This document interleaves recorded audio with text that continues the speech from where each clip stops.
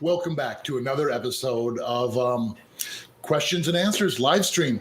Basically, what's going on is my name is Scott Wilkinson. I've been a body piercer since 1994, so quite a long time. And I'm answering all your piercing questions as they come in. So as you ask questions, make sure you're real specific. Ask a good question that tells me how long you've had it, what the issue is, or if you think you know what the problem was. So be very specific with that. And behind the camera, right over here, is Jared. Everyone say hi to Jared. Cool.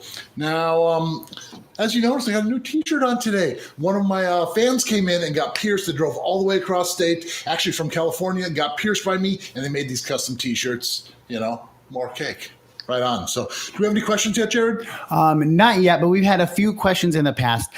One we always get is about nose bones. Yeah. Are they good for, is it a good choice for jewelry? And if you have that in, how am I supposed to get that in and out?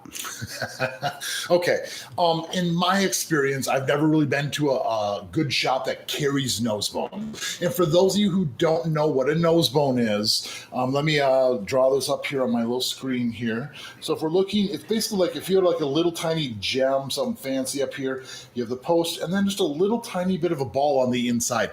And the whole theory is that you just kind of push it in, that little ball kind of holds it, and then if you need to pull it, you just yank it out. Well, this rips and tears tissue. What we suggest is going to be like a little tiny disc on the inside where you have a post coming up, and then your gem has a pin which goes right in there, and that's called like a threadless piece, and these work really, really well. And the last option would be a nostril screw, which is basically like the ball or gem, and it has a little twist and a little corkscrew twist on the inside.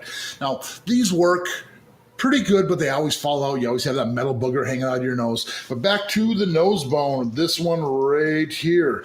This is a bad idea. You're not going to find it at shops. It causes more scarring. Just stay away from them. There's no real way. If it's stuck in your nose, the only thing I can say is soak your nose in some warm water, and then you'll be able to soften tissue up and be able to pull it out with doing the least amount of damage. So stay away from these things, please, please. All right. So if we just got some snake bites, how long do we expect that swelling to last? With most oral piercings, you're dealing with 3 to 5 days of swelling. Snake bites, you're dealing with like your bottom of your lip piercings. If you're eating spicy foods, if you're constantly touching, playing with, or irritating, it's going to stay swollen longer, but expect 3 to 5 days, and just try to keep the swelling down. Ibuprofen, Aleve, Advil, and then cold things, popsicles, ice water. That could be the best part of getting an oral piercing. It can be. If you're required to eat ice cream. I have to have popsicles. Yeah. What are your thoughts on Smiley piercings? In general, I'm a pretty big fan. It's generally a temporary piercing. Some people have irritation, gum erosion, and if that's happening, you need to take them out because it can do some long-term damage. But for those people that have that big smile and it shows off that jewelry, it's kind of like the hidden jewelry until you have that big smile. It's awesome. It's awesome. So Megan asks, how would you recommend starting the process of stretching a septum? All right. First of all, you're going to want to have your piercing pretty well healed up. If it's fully healed up right now and you had a 16 gauge in there, buy that 14 gauge piece of jewelry. And when you're in the shower, just kind of pull on a little bit. Don't hurt yourself. But if you take that out, that hot water softens tissue up and you might be able to slide that next one in.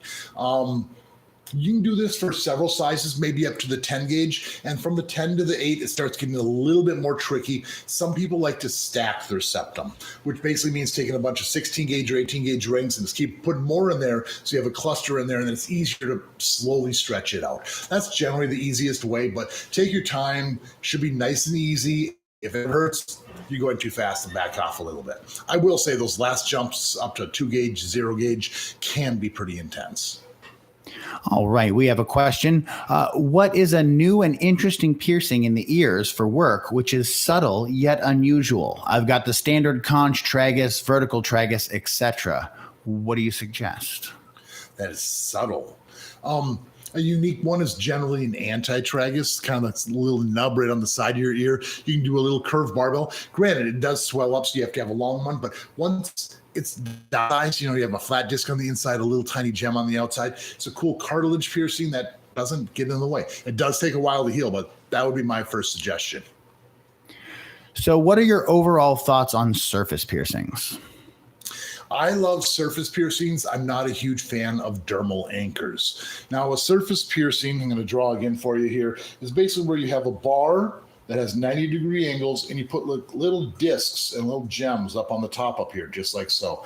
These lay underneath a layer of skin, and with surface piercings, you're going to want to find an area that doesn't have a lot of movement. With this, like you might want to use like some tape, like masking tape, scotch tape.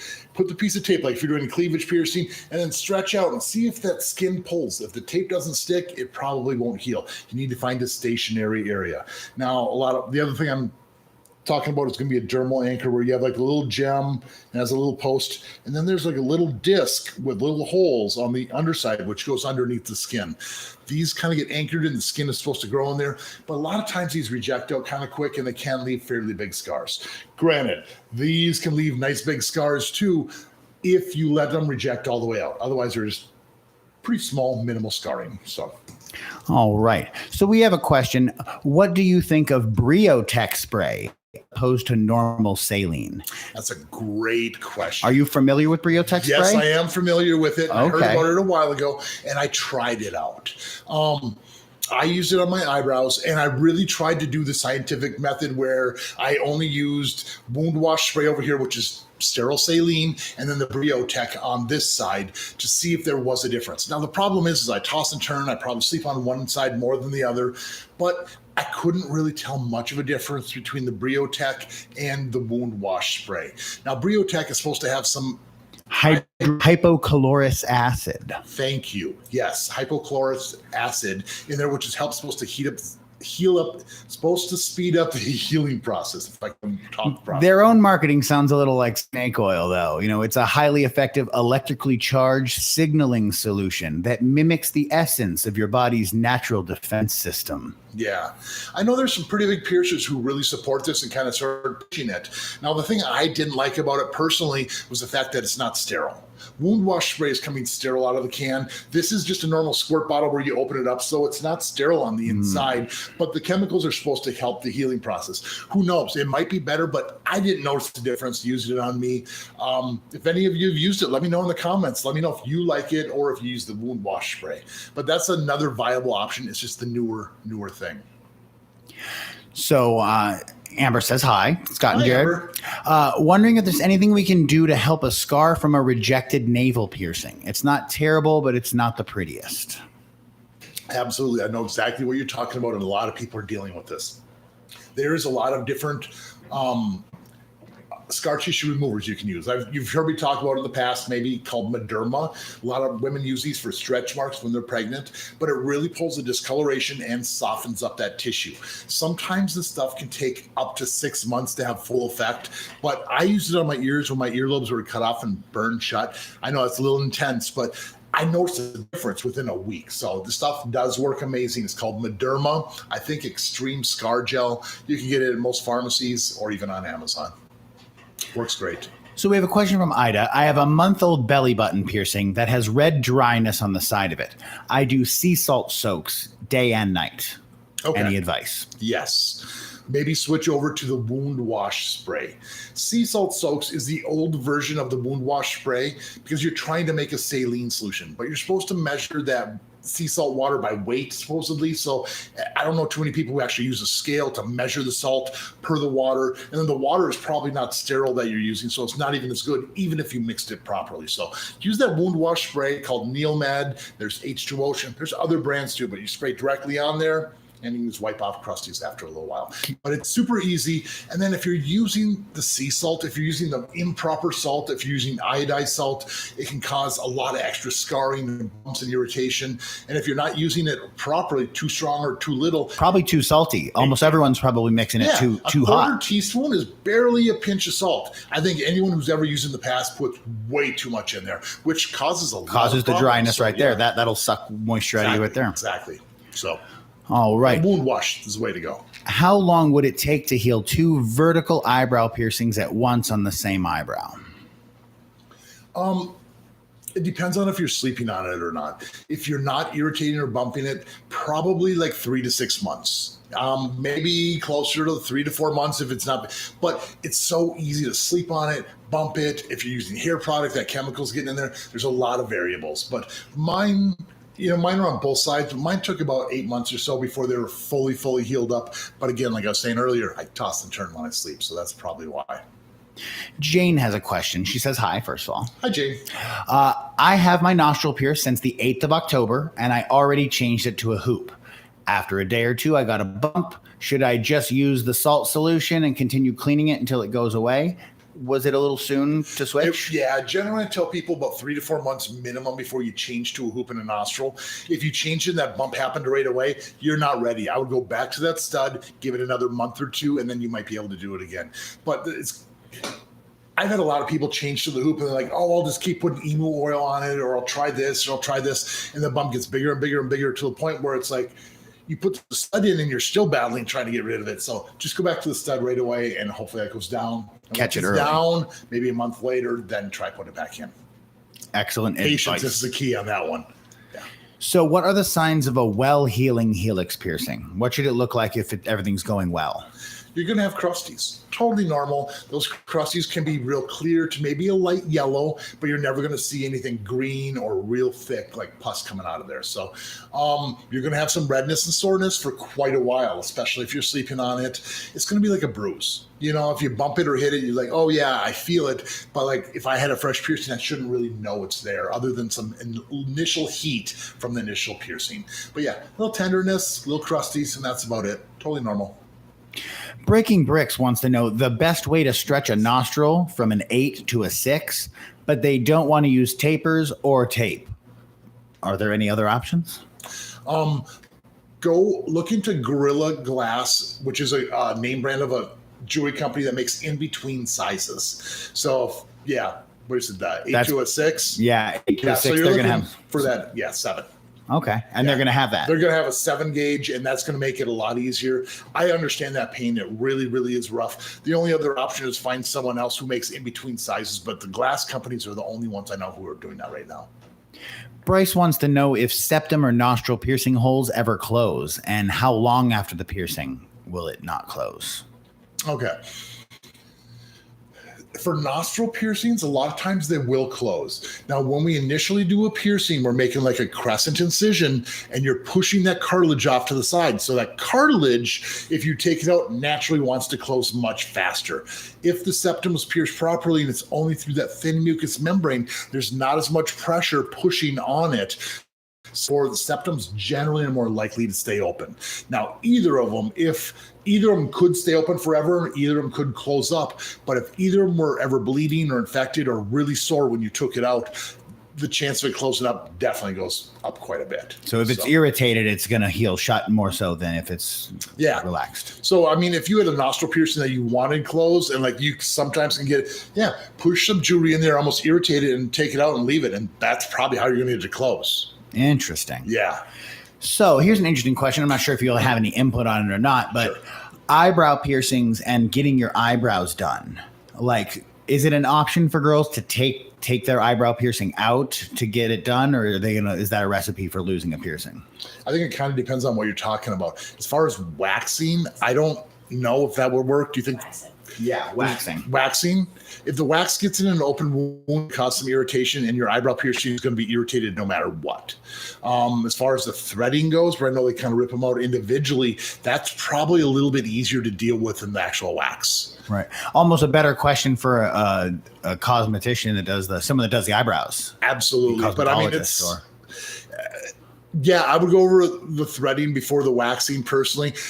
Anyone here who's had this done, who has an eyebrow piercing, let us know in the comments if you've had this experience, if you've been waxed with an eyebrow piercing, it's got to be threaded, or if it's easier to pluck. I don't know what the best option would be. I don't really take care of my eyebrows.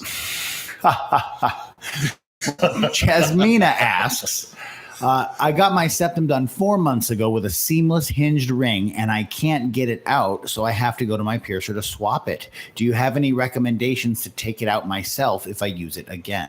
Yes. This is why I don't like to pierce with seamless rings or segment rings, just because that gap can get inside the middle, and like trying to open it up is going to be really, really difficult. Now, if that hinge part is the part that's stuck in your nose, it's just going to be a matter of moving it real quick. Now, if it's the part that actually clicks and there's the gap, the piercer might have to actually take a tool and open your jewelry to ruin the jewelry so the jewelry comes out.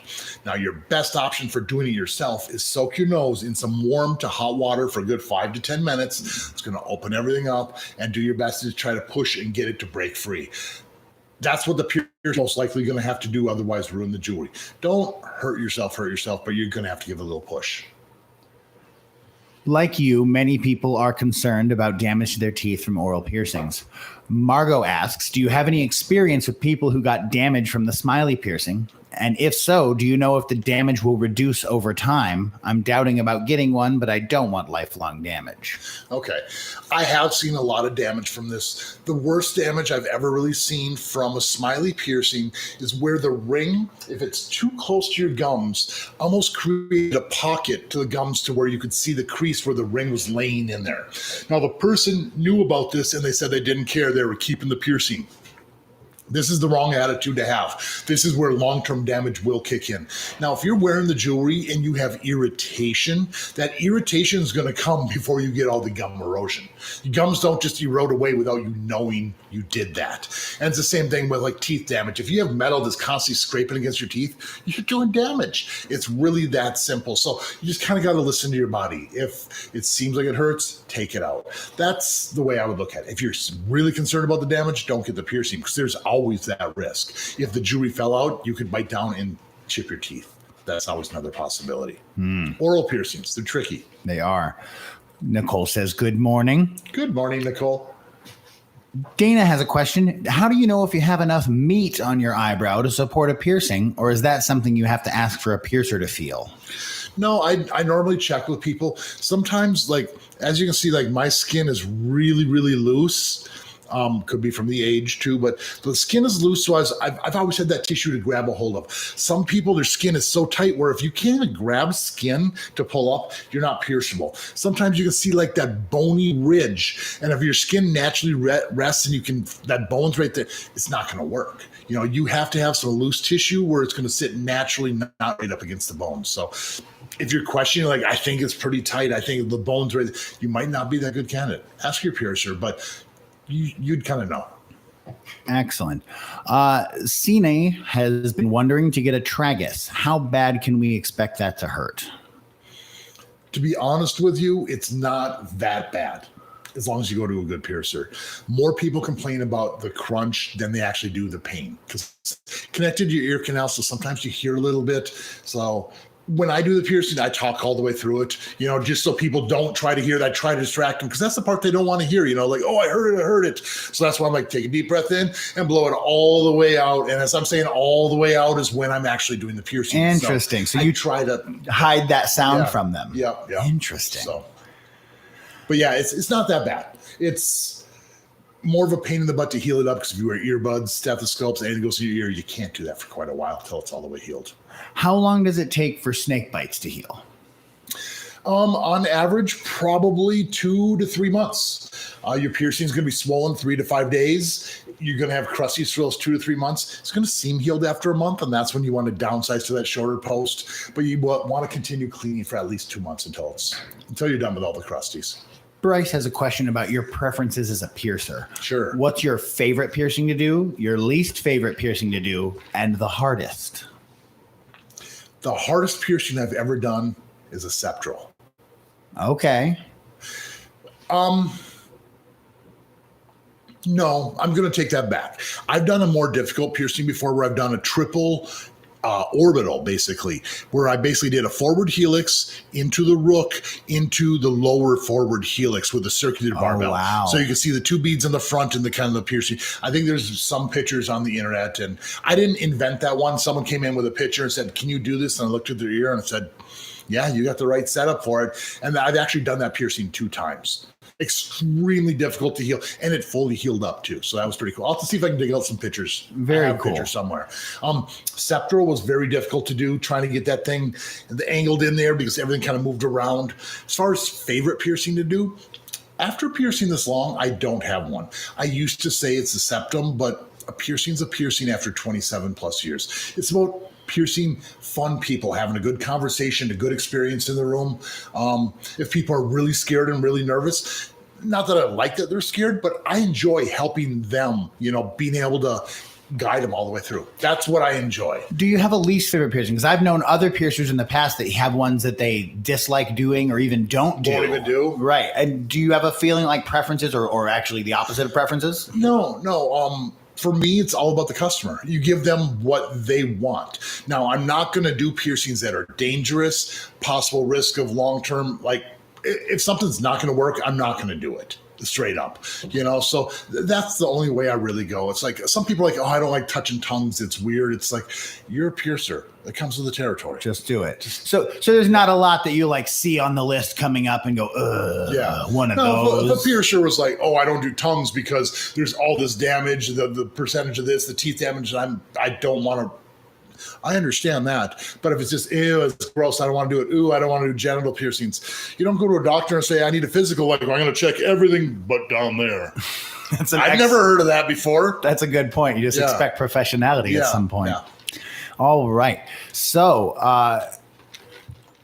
Love from India. And they want to know if there's anything you can tell them about your Kavadi ritual experience. Yes, I'm glad you asked that. That was really, really cool. Jared, can you pull up a picture of me and my Kavadi? Is there one on my... I can try to pull one up while you can go ahead and see what you got. Kavadi is basically where I did 34 gauge spears in my chest and my back, and I also did like a 12 gauge cheek skewer. Now, I knew about this because I went through the Research Modern Primitives book, which is kind of like the Bible, basically, of body piercers from back in the day. There's a new piercing Bible by Elaine Angel. That's something completely different. But anyways, I learned this because Fakir had a picture of all these spears going to his chest and his back. So I couldn't find how to do this. So I went online. I found a way to build this Kavadi cage with the weightlifting belt and like the threaded rods. And I had to cut a big piece of plywood, and then the 1 inch perforated kind of rod, which kind of went across, that were guides for these 4 gauge spears. Now, most people do like 10 gauge. I accidentally did 4 gauge, and I basically brought these to a sharpened point and we use those to push into my chest. Yeah, as you can see here, you see there's one there that looks like little clouds or some sort of weird smoke or something going. It's that old picture is what it is. 34 gauge in my back. Is there any more of those, or is that it? There might be. Let me continue to surf here. But anyways, we did this in my parents' cabin. Thanks, Mom and Dad.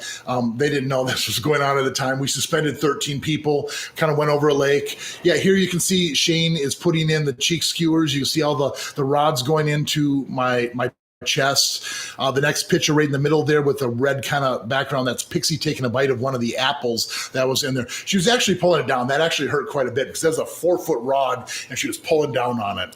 Leverage. And for weird pictures, just to the side there's also that's a picture I did in 97, I think. He wanted armpit piercings. He's like, I can't have any more facial piercings. I wanted, so we did armpit piercings. Strange, but yeah. Very cool. So, yeah, a couple extra pictures there.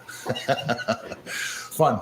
But yeah, I did the Kavadi. I wore it for maybe an hour and a half. After about an hour, we put the apples on the top because it represents like new life and new energy coming in. Made those rods wiggle in, going a lot more. Built up the high. And then after about an hour and a half, I was starting to get kind of weak, and carrying that big cage around was nervous about falling over. So it's like, time to take them out. I really didn't have any scars. It was a super, super cool experience. I would totally do it again.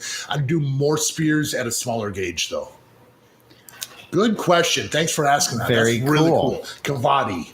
Maria has a question. We have a rook, a conch, a helix, and 3 lobes. What do you suggest should be next? Got a rook, a conch, a helix, and 3 lobes. Kind of depends on your ear, what your anatomy. Like, so if we pull up an ear here, just like this, it's saying we got a rook, a conch, a helix, and 2 lobes. I don't know, there's room for maybe a tragus piercing. Depends on how far out the conch is. If there's enough room, you could possibly maybe do a Daith piercing in there. It's hard to say without an actual picture. I always love the double rooks if you had room for that. Yeah. Very cool.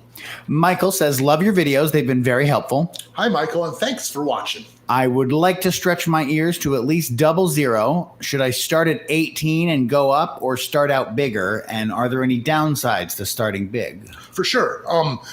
Great question. Now, if you started really big, like if you started at a 0 gauge, in a month, your ear would be so naturally stretched, it would go right to that 00. But you're going to have a huge scar if you decide to take it out, where it's going to be a crescent-like incision on your ear. Now, the smaller we pierce, like you're saying, an 18 gauge is going to leave a tiny little micro dot. Now, the difference between an 18, 16, 14 is not that much. I personally would probably start at a 14 gauge or even a 12 gauge to a slightly larger size to give you several months to get that head start, and it's not going to leave as big of a scar when you take it out. If you wanted to start at the 18 or the 16 gauge, go for it. I start a lot of people out right at the 16 gauge anyways, just because a lot of threaded stuff comes in 16, and I want people to have that option. So 18 or 16 is a good size. 12 or 14's not any more painful. It's not going to leave much more of a scar. So that's personally what I do, and then use that stretch to get up to the top. I like the idea of the stretch. People respect it more the more work you put into it. But some people also want that experience of that big piercing right away too. So depends on what you're looking for. Personal decisions. Yes. Hello, I have snake bites that are irritated, and it's week 11 of having them. My lips are splitting. Is that normal? Your lips are splitting. I'm guessing their lips are probably swollen, and sometimes that can cause the splitting in there. If your jewelry is too tight and it's getting sucked into your lip, or that disc is too much, depends on where the irritation is. You got to figure that out.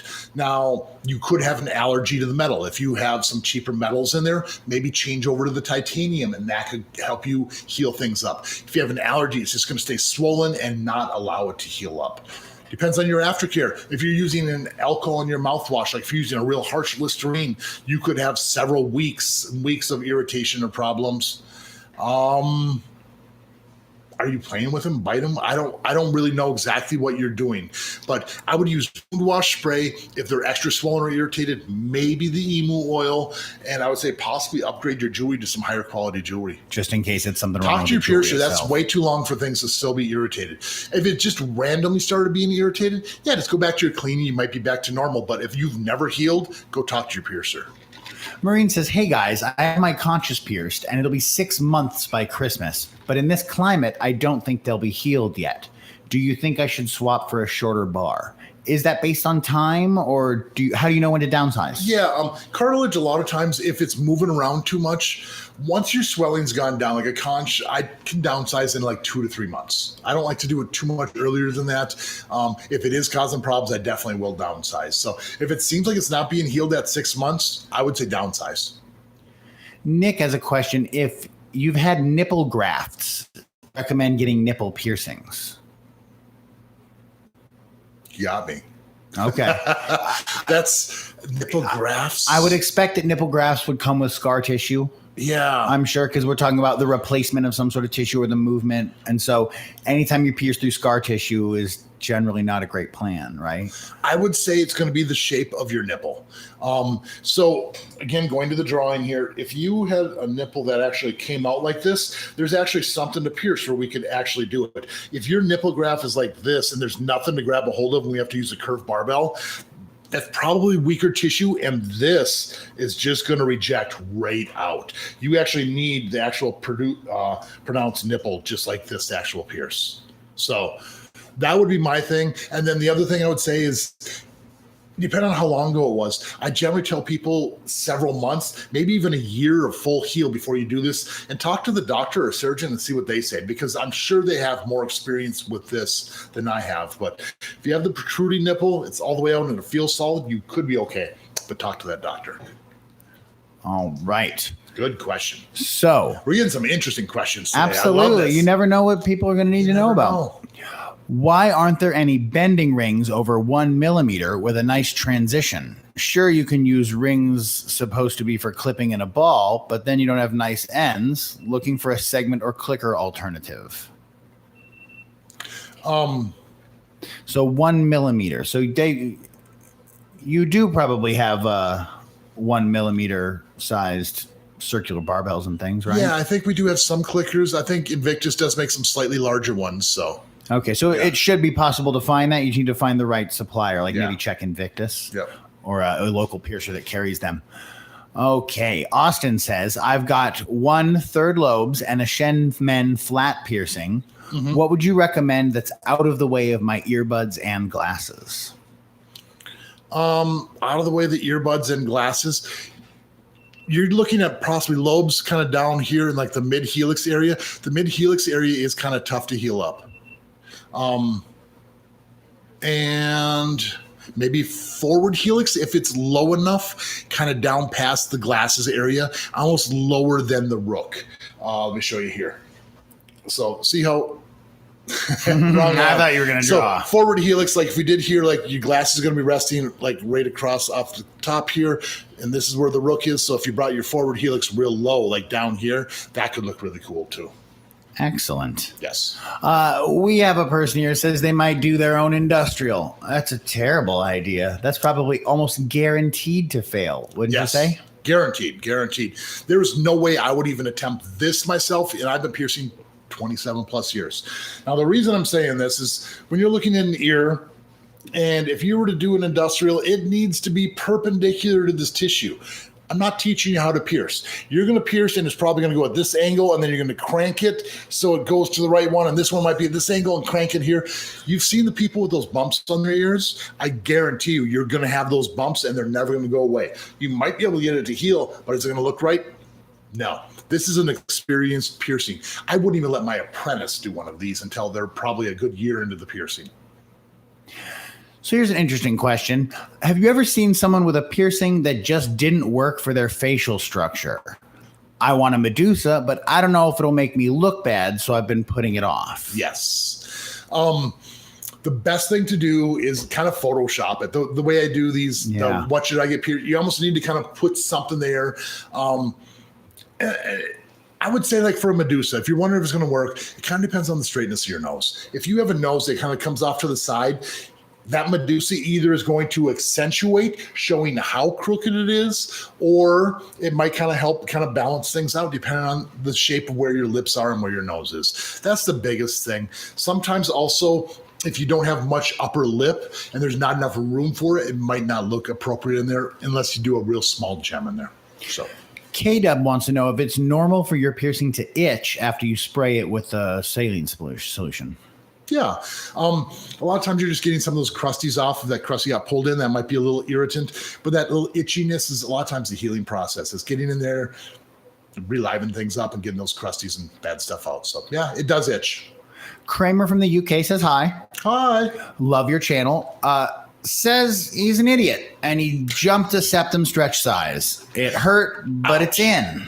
Now, do you think he should take it out and put in the size that we skipped, or since it's in, just leave Damage is done.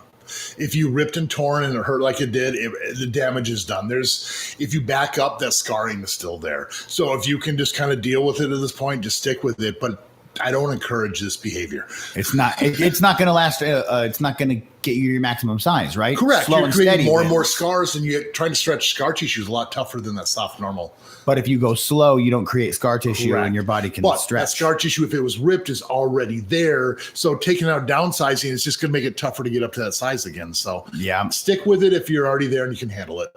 Unfortunately. But at least now we know, so we can do the next size correctly. It's half the battle. G.I. Joe. Why does my septum piercing feel spicy when it's cold? Feels spicy? Feels spicy. You know, we could be being figurative. Perhaps we mean that tingly or something. It hurts a little bit, you know. When it gets cold, a lot of times your tissue and whatnot is going to be constricting. If it's a newer piercing already tight, it might be kind of constricting on that. If it's in the cartilage, when it constricts, you might feel it even more so. Not 100% sure.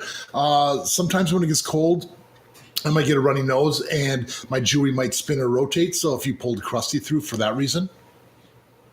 All right, here's a question. I'm not positive I understand it, but Tone says, have you heard about piercing cheese? And what's the deal with that? A Google search for piercing cheese means we're probably talking about like the buildup of oil and skin cells. Crusties is all it is. The piercing cheese, if you had a normal ear piercing and you kept it in all the time, you pull it out, you kind of get some of that white creamy, almost this kind of gross stuff. That's what we're talking about. There's many different fluids and things from your body which is excreting out. I can't go into detail off the top of my head because I can't name them all specifically, but it's a bunch of things, and it's your body just repelling, pushing all the shampoos and conditioners and things. Soaps, conditioners. It's just the body creates a bunch of different fluids that naturally help lubricate and kind of keep things flowing up. Nicole it's asks, totally normal, but it's gross. Yeah. Normal but gross. It's part of the game. Yep.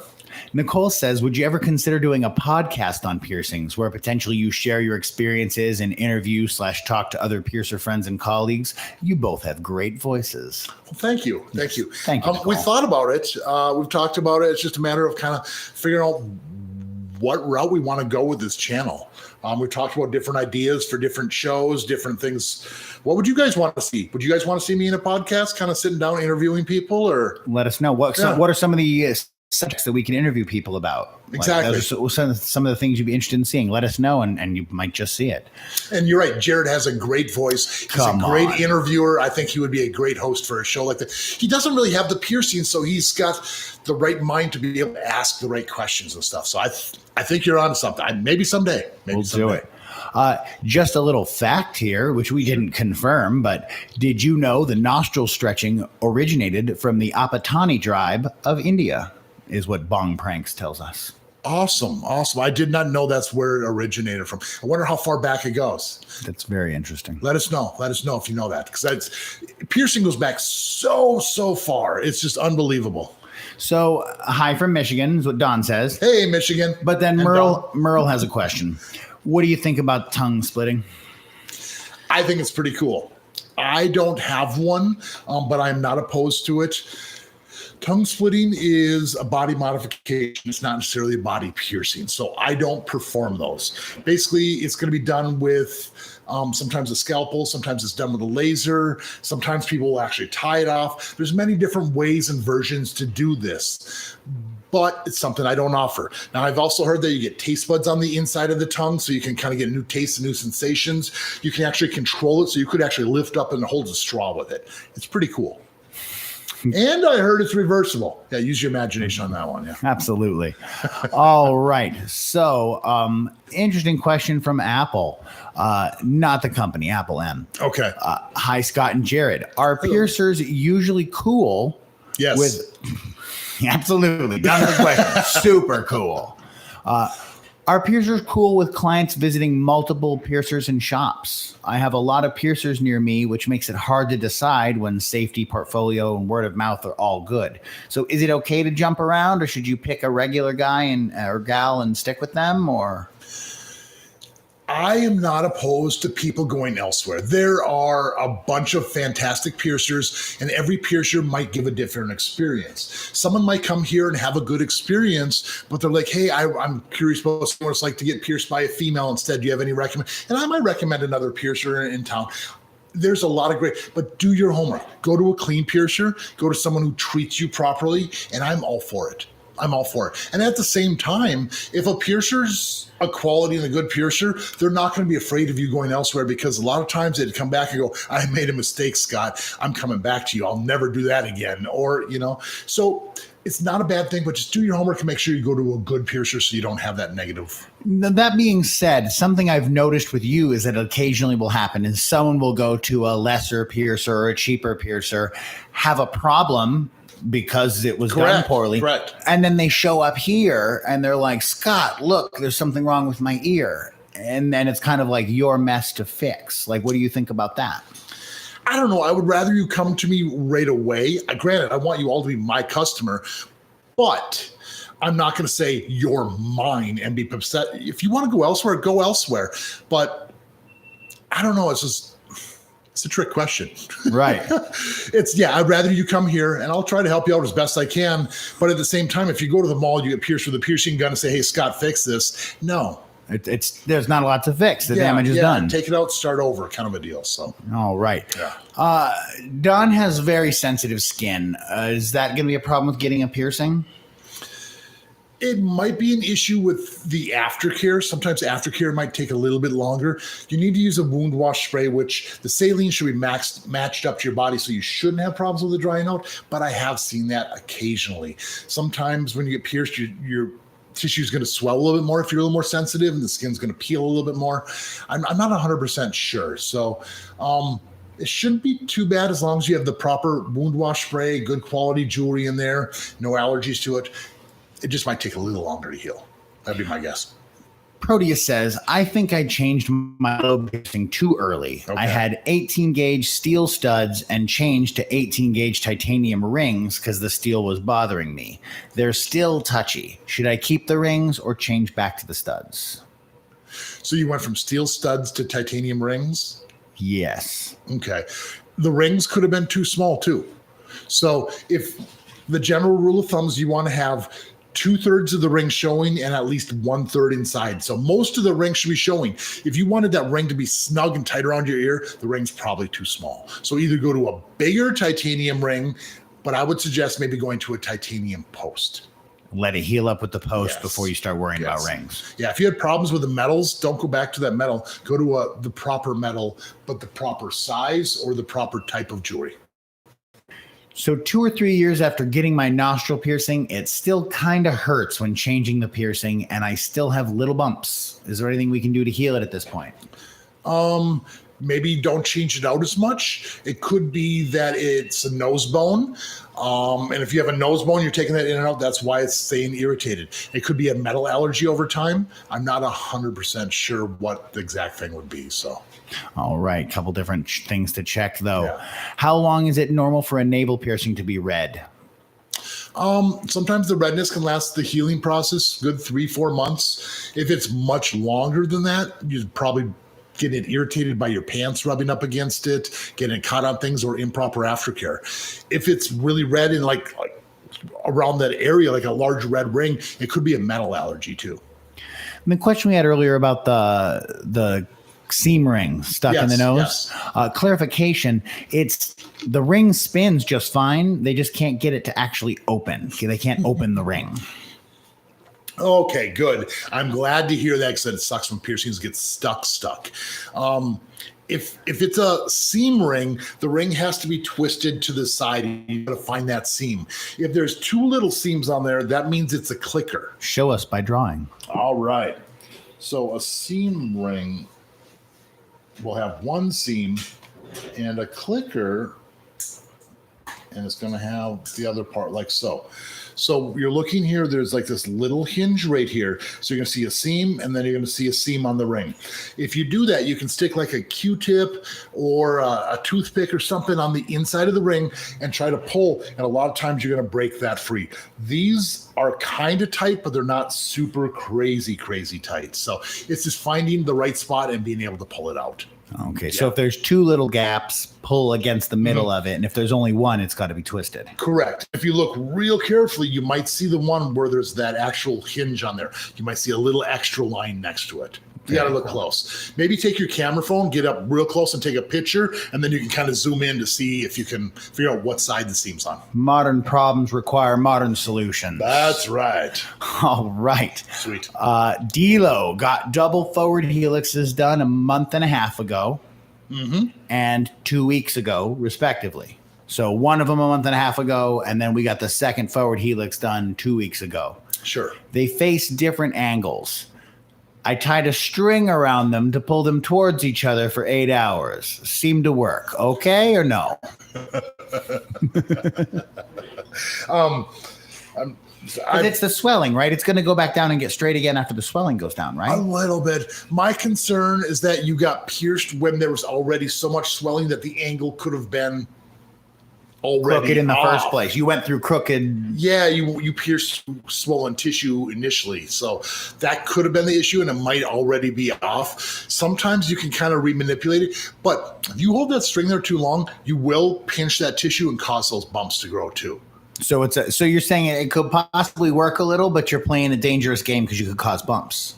Yes. Now, the only time I've ever seen this work, and I'm not sure if I should be saying this on here, is a septum piercing. Sometimes if your septum piercing's off just a little tiny bit, this, crooked this way, if you have the ring, you can almost pull it forward and take like some tape and tape it up so it pulls, because that tissue's so soft, you're almost forcing it to heal in a different. Okay, so you can kind of make go straight a little bit. I used to think that back in the day. I haven't done this in 20 plus years, but that's what we used to tell people back in the day, like pull it forward and kind of hold it up. Try to fix it. Sleep with it that way, and a lot of times that pulls it straight. Well, I don't know if I was just, yeah. All right. Jasmine says, hi from Germany.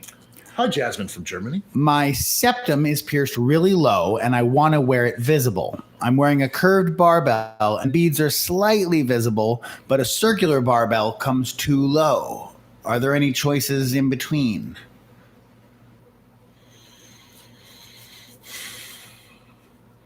There's those little staples. Yes. Okay. Let's go back to the drawing here. Sometimes when you see clickers, they're going to make clickers that are round. Let me do that again. So you're going to do clickers that are round and have a round hinged. They also make clickers that are like this that have the straight hinge going across. The straight one is going to make things seem a lot tighter up in there. So if you're looking, like find one with that and you'll be able to buy a smaller ring and that might tuck it up a little tiny bit for you. Excellent. Good advice. So yeah, just something with a flat bar, and that would take about half of the height. Yes, tuck it up in there. Go back to the drawing here. The other thing is sometimes you have a circular barbell like this. So you got your two beads on here like so. If you get a smaller ring, you might be able to have the piercer open it up to make it more oval so it doesn't hang down as far, but still is wide enough for your septum. Okay, so instead of leaving it round, modifying it. Modifying it so it barely hangs out. I actually do this sometimes for new piercing so we can actually tuck it up inside the nose. Is it super common for people to modify jewelry, or is that more of an advanced piercer kind of thing? Or would every piercer be comfortable with bending the jewelry to custom fit? I haven't talked to too many piercers who've done this, so I really don't know. Right. I know I like to, and I've always kind of adjusted a little tiny bit. I don't like to go too far around because if it spins, then it looks crooked. But if you barely want those beads to hang out and that septum's in the spot, I definitely have to manipulate that ring to make it work. Very cool. So, if you're a piercer, let me know. Do you manipulate circular barbells at all for septums? Right, or bent bars for industrials, things like that. Let me know in the comments. All right. Caroline says, hello from France. Hi, Caroline from France. We have a Helix and tragus during the lockdown, but it looks like she pierced them herself. She says no damage, but it still hurts. What can do? I'm guessing you might not have quality jewelry in there. If you do a piercing yourself, it's probably at a wrong angle. It's going to be, say, there's more tissue to heal up. And if you have a cheaper metal in there, that could be the problem.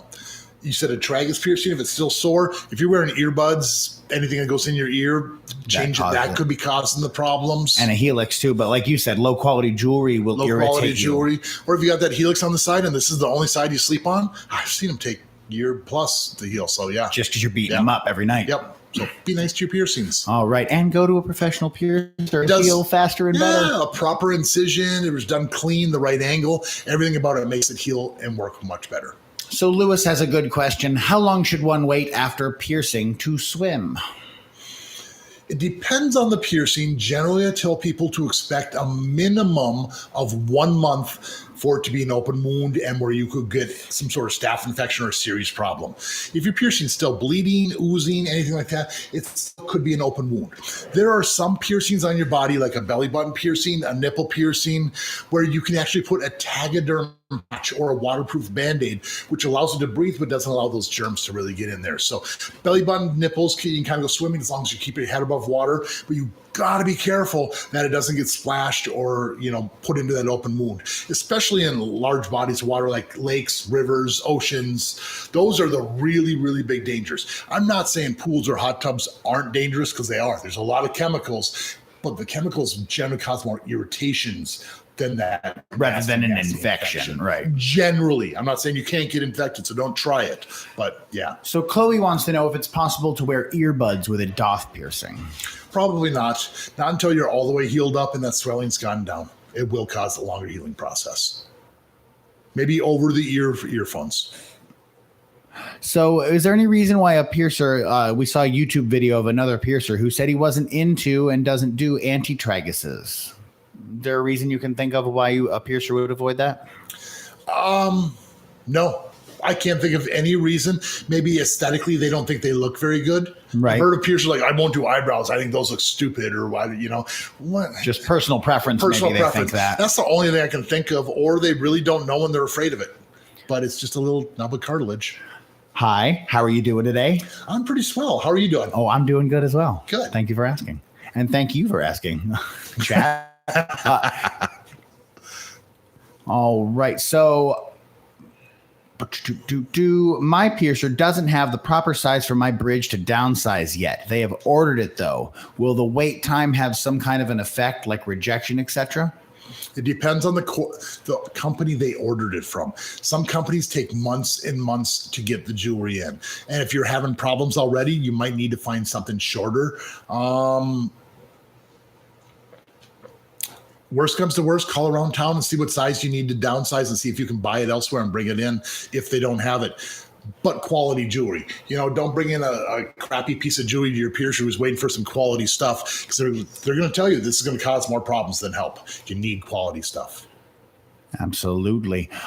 Chicken says hello. Hi, Chicken. Started stretching my ears about a month ago to 1.6 millimeters. I made an impulse order of some 3 millimeter jewelry on Black Friday, glass plugs and spirals. Should I stretch with the spirals? Those Black Fridays, they get you every time. And Cyber Mondays and just more stuff. Anyways, be patient. Anything that has like that cone stretching thing, a lot of people think, well, I'll just put it in a little bit, and you don't really. These rip and tear ears. These spirals cause more problems. They're not meant to stretch. They're meant to show off, kind of like you spiral it into your ear and you're at that size. So if you're ready to go to that size, you can put it right up to that size. But if you're just going partially and like slowly turning it, don't do it. You're going to rip and tear your ears. All right. We have a question. Am I able to get piercings while on Accutane? And I'm doing a little research here. Accutane is an acne medicine. Yeah. When other things haven't worked, it's the one that they try. And it does seem to have issues with clogged pores, bacteria, inflammation, and oil production of the skin. So do you think that would be something that would affect piercings, or is that a question for a doctor? First of all, I would say talk to your doctor about that and see what they say about it. And it also depends on the area you're getting pierced. If this is an area that's constantly breaking out, putting a piercing there might not be the best idea. You might need to find the right area, because here in Vegas, the skin has to be kind of clean, clear and free of, irregulations, irritations, things like that. So if it's sore irritation, it's not going to work out. Not a good, you don't want to stack healing things like that. But I don't know if that's something where it's a medication you take. Like, I want to get my nipple pierced and it's no acne there. So talk to your doctor. So Annie has a question.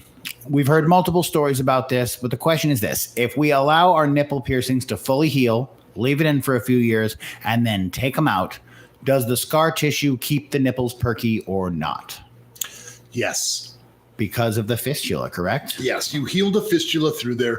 For anyone who's had their earlobes pierced, you know that if you don't wear earrings, like, I got that little knob of, something, a little ball on the inside of my ear. That's that fistula you're feeling. It doesn't necessarily go away. And for a nipple piercing, that tube with scar tissue going all the way across should generally stay there. Some people don't scar as much as others, but if you went out and you got like a scar tissue remover, like Dermal or whatever brand you went with, and you got rid of it, the nipple might go back in there.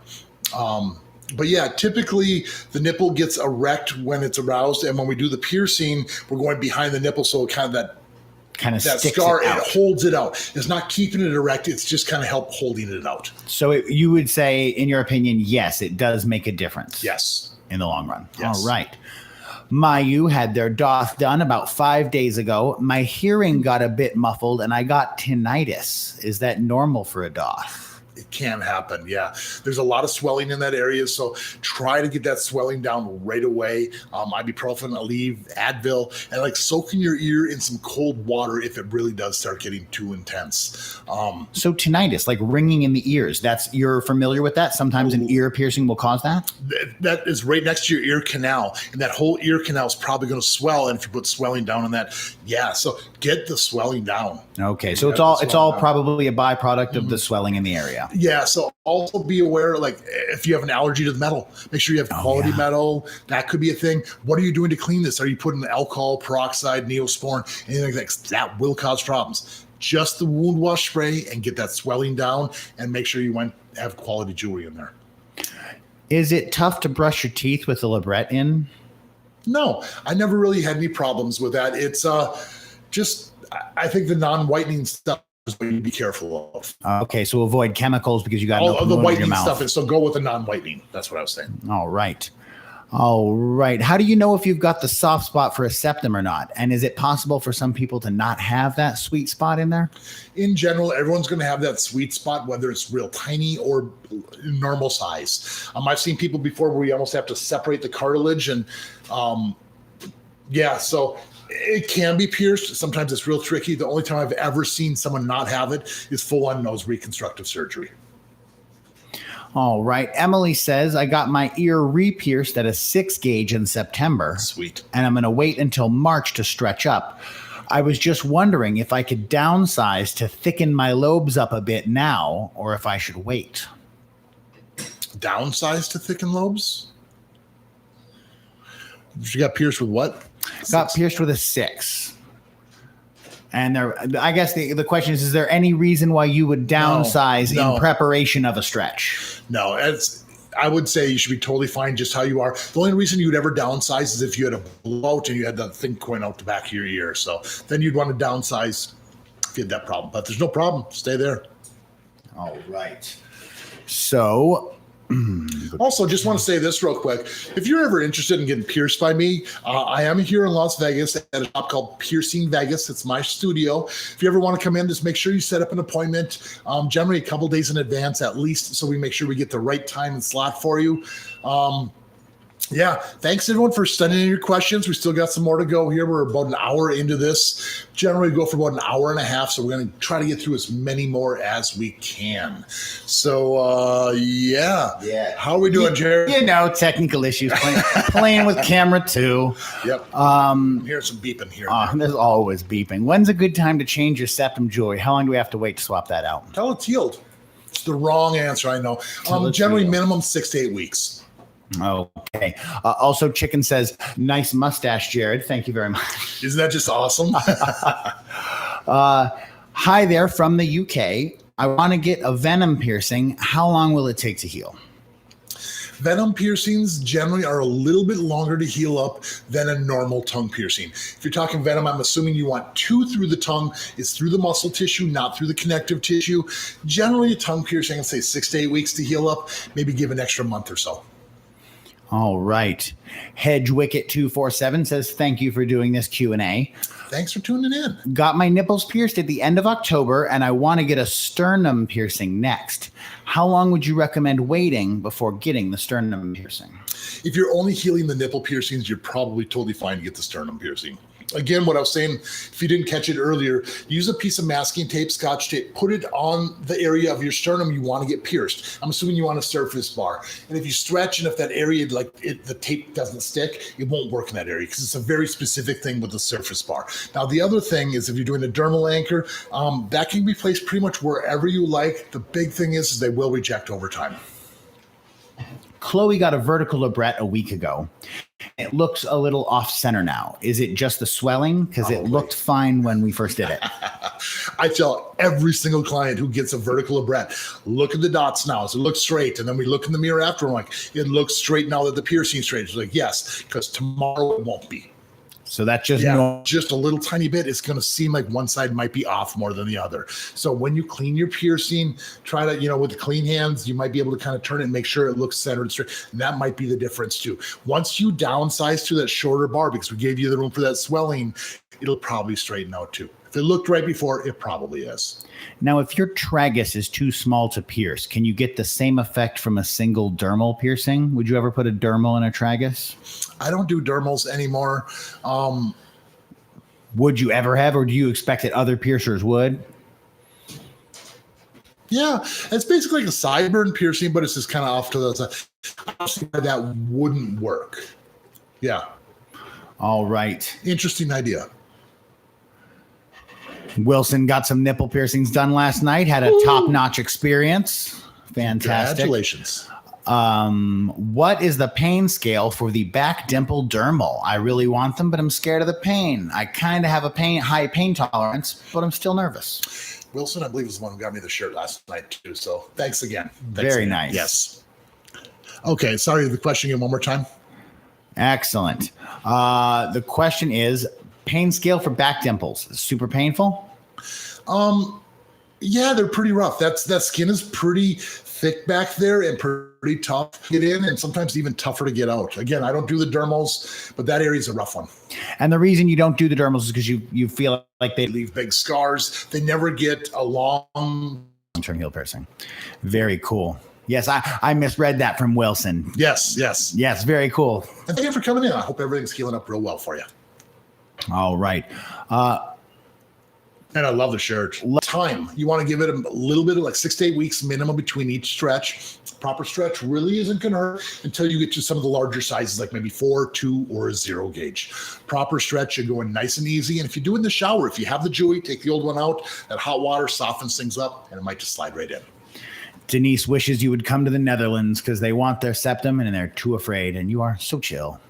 I would love to come to the Netherlands. It's a shame because a friend of mine moved to the Netherlands for a while, and I was going to visit him, and I never did. And now he moved back here to the States already. So, but I will get out there someday. I do want to travel. That would be awesome. So, Yuta Dog was pierced 3 months ago in the lobes at a 16. Okay. Can I put 18 gauge jewelry in already? Now, there seems to be a confusion there because they get bigger as the number gets smaller, correct? An 18 gauge is actually thinner. If you wanted to put 18 gauge will shrink up. Now, if you were talking about going to a bigger size, the next size up would be a 14 gauge. And they said it's been how long? 3 months ago. 3 months? Yeah, you're probably. All right. We want to get an upper helix piercing, and we have 2 questions. Sure. Can I use a cluster jewelry option with the initial piercing? And I work in surgery. How can I avoid irritating it with the mask? The mask it's just you got to go around it. Generally, they're not too problematic. Was it a contra or a helix? Helix piercer, upper helix. Upper though, helix, so pretty high. Yeah, you can pierce with the cluster right away. The only issues with piercing with a larger cluster is there's a larger surface area where crusties are going to build up underneath. So when you spray with the wound wash, make sure you get in there and get all the crusties out of there. Other than that, avoiding like the irritation from the mask.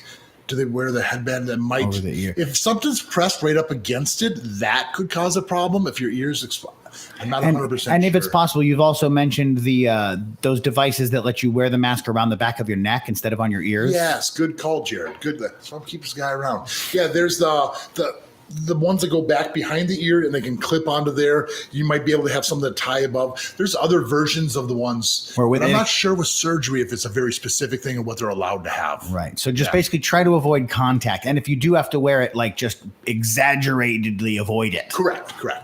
Because we've all tugged on something that hurts. All right. I want a tongue web piercing, but I hear it's prone to plaque buildup. How do I prevent that and get the plaque off the jewelry, etc.? In your experience, do tongue piercings also build up plaque? Yes, they do. A lot of people come in and go, what's all this white stuff all around my bar? And it's really, really weird because it's like this hard, I use is a toothpick, a wooden toothpick, and you just kind of scrape it and all that stuff will come off. You might be able to do it while it's in your tongue, but I wouldn't want all that plaque in my mouth. So that's why I unscrew it, use a toothpick, scrape it off. You can wash it off with some soap and water and put it right back in. So that's what I do. So Ray wants to know what piercings are good for ears that don't have a lot of folds, if you have fairly flat ears. Large cluster piercings like flats, helixes, conch piercings. There is still a lot of things you can do, and it actually kind of gives you bigger options. Right, because in those flat areas, you can have, like you were saying, like lines of 3 or little triangles. Correct. And all. But the thing is, if there's flat, there's no ridges, it might spin. So don't pick something that's asymmetrical unless you don't mind the propeller looking type thing where it spins in all directions. All right. A couple of votes for the podcast would be great. Right on. That'd be a lot of fun to do. Just want to ask if Septum, Catty Kitty says hello. Good to catch us live. Want to ask if a septum piercing is good for people with small and flat noses, like specifically Asian noses. Do you see a lot of septums? Yeah, I pierce all races. The only issue is someone who has really, really tiny nostrils where my fingers can't actually fit in there. It's hard for me because my pinkies are so big that I feel where the septum's at, so I can feel that separation. There's been a couple people with small enough. The problem right now is where they're rubbing right up against the back of your conch that get that mask extender, which goes behind your neck. And I assume they mean after you remove the jewelry. Yes. I see the top close up all the time. The bottom seems to stay open more than the top does. Okay. But I mean, any piercing, we're not double helix. We got a double helix piercing 2 months ago and it's doing great. Wonderful. However, it's now December and -10 where she is. Can she wear a hat to keep warm, or is this just a winter of cold ears? Yes. No, you don't want to get frostbite on that stuff. I'm originally from Minnesota. I live in Vegas now because I don't like the cold. But yeah, you can wear a hat. Make sure the hat's clean. That's the big thing. And yeah, protect your piercings. You have a piece of metal inside there, and then you're going outside. It's pretty intense. Now, I have noticed that titanium doesn't retain the heat or the cold as long as steel does. Okay, so you would notice it does not cool off near as fast as titanium. I can grab a titanium piece of jewelry out of there right away, just hold it, and not even have any heat in there. Interesting. But a steel one will burn you. But the steel one, and it's the same thing with the cold. When I was wearing steel jewelry, I'd go inside and my jewelry just stayed cold forever. Titanium, you don't notice it. So very cool. Another bonus for titanium. Nathan would like to know if piercings can still get crusty sometimes, even after they're healed. Mm-hmm. Would like to know if piercings can still get crusty sometimes, even after they're healed. Mm-hmm. So how do you feel about stretching ears with small keloids to a double zero? We just mean bumps. What is it? A fresh piercing? Is it, if it's irritated, stretching is the worst thing you can do. What are the consequences? What if I just start ramming tapers through there and make it bigger? Trying to keep it healed. Now, if it's a blowout, you're not going to get rid of the blowout other than massaging it, but you can still technically stretch with a blowout. But a full-on keloid is an irritation. Yeah, that needs to get rid of.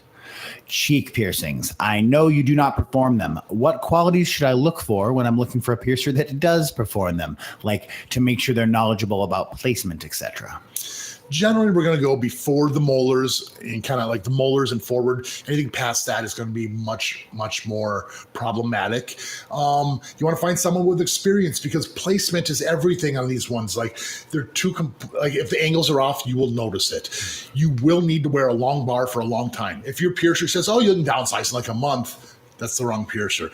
These things sometimes take 6 months or a year before you can fully downsize to the appropriate size. It's a long, long commitment. All right. And your opinions on dermals and surface piercings for someone who's prone to keloids. They do, however, have 13 successful face, body, and ear piercings. So if they have successfully healed some other ones, despite real keloids. Probably not real keloids. Yeah. I mean, it's a possibility. I'm not a doctor, but yeah. It depends on where you're going with that piercing. Clavicle piercings under the collarbone, whether it's a dermal or a surface bar, close, bra dermal or a surface bar, close, bra strap. Now, if the area is not being hit, bumped, or irritated, the better the chance that the keloid is not going to happen. Cleavage areas that have a lot of movement, larger breasts, things like that that cause the movement, that's going to cause those bumps to happen. But if you're getting on a spot that doesn't move, you should be fine. Now, people keep saying keloid, and we're just glossing over that we're not what is not keloid. So I'm going to throw up a thing on the screen here. Yes, thank you. Days, you want to downsize in about a month, but I'm going to say probably 3 to 6 months before you're fully healed up. Most people are done in like 3 to 4. Here's an interesting question that I don't think I've heard the specific answer on. When can I stop cleaning my nose piercing with the saline solution? It's been 3 months now. Can we stop spraying it? Sure. Okay. Yeah, you're probably all the way healed up. When you think your piercing's healed up, you can stop. Okay. You got to listen to your body. Any piercing, like, oh, I think I'm healed. I stopped doing it. A week later, your piercing's acting up. What should you do? go back to cleaning your piercing. If you stop and everything's totally normal, you're fine. There's no chemical or drug that's going to heal your body. Only your body's healing it up. The main purpose of that cleaning solution, in my opinion, is to keep all. Even though it's been like second tongue piercing, they already have one, but it's very far back. A professional piercer said that they can fit another one, but they're worried about the bars. They have a very short, very fat tongue, like a typical 5/8 bar is too short. Could this make it a bad idea? They feel like the current one hits their teeth, and they're just trying to downsize to just above a 5/8. So they think it's already back far enough in the piercer. The piercer gave the advice that it would work, I guess. If your tongue bar is already hitting your teeth and you want to put another one in front of it, I'm going to say by that statement alone, no, it's a bad idea. Don't do it. Don't do it. If you have the shortest bar and it's already touching, that forward one's going to be even worse. Generally, when I do tongue piercings, if someone wants a double, I ask them right away, like, you plan on doing a second one? Because we have to market for that. If I'm doing an individual tongue piercing, I'm assuming you only want one, and I'm going to put it in that proper center spot. Not everyone even has the anatomy to do 2 tongue piercings. The reason I say that, some people stick their tongue out and it goes real far, like, yeah, I can fit a bunch of them in there. But your tongue is like a little L here. When it's in your mouth, it's like this. When you stick it out, it stretches and extends. You need to make sure that you have enough room while it's sitting in your mouth naturally. Okay. All right. How are we doing there? We're good. Mic troubles. You can hear me, right? Or is it you? Or It's the only way. It's the way I've got to do it. Oh, look, it's all working again. excellent. We can hear you. Video.